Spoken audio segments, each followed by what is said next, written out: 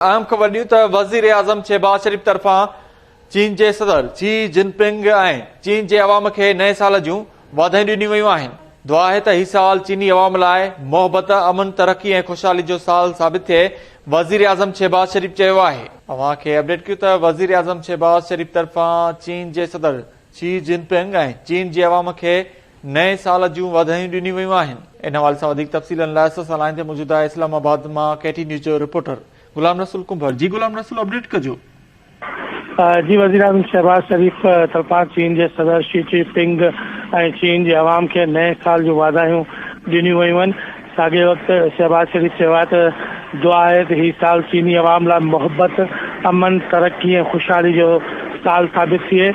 वज़ीर आज़म शहबाज शरीफ़ चीन जे सदर शी जिनपिंग ऐं चीन जे अवाम खे नए साल जूं वाधायूं ॾिनियूं आहिनि। जी, वॾी महिरबानी अपडेट करण लाइ गुलाम रसूल कुंभर।